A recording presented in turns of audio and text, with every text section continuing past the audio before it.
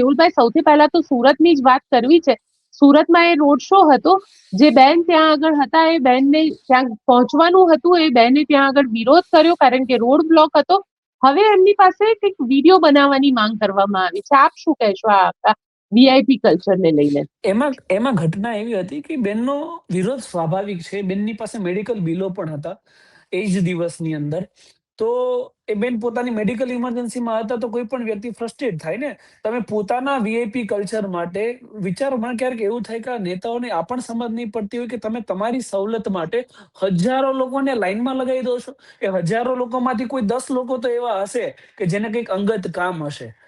એવા 10 લોકોમાંથી કોઈ એક વ્યક્તિએ, એક મહિલાએ આગળ આવીને વિરોધ ઉઠાવ્યો કે સીએમ હોય તો શું થઈ ગયું, અમે પણ નાગરિક છીએ, અમને જવા દો. બસ આવો જ એનો એક સીધો સાધો વિરોધ હતો.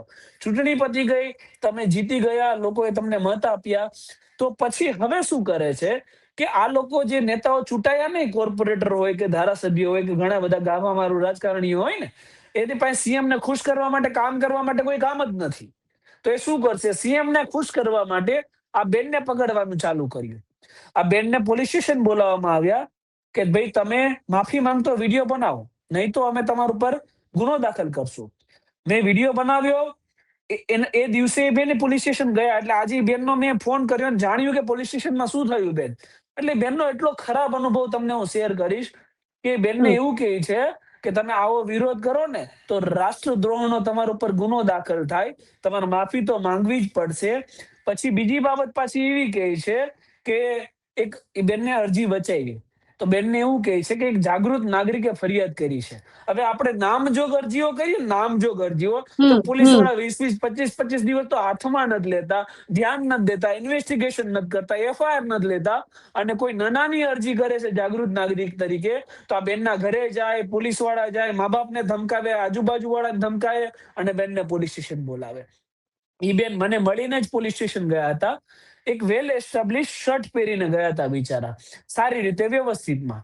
તો એ મહિલાને એક બીજા જ મહિલા સામે પોલીસ કર્મચારી, મહિલા થઈને મહિલાને કપડા ઉપર ટિપ્પણી કરે છે કે આ પોલીસ સ્ટેશનમાં તમારે આવા કપડા પહેરવાના હોય. જે વસ્તુમાં તમારે ન્યાય આપવાનો છે ત્યાં તમે દલાલી કરી રહ્યા છો પોલીસ સ્ટેશનની અંદર.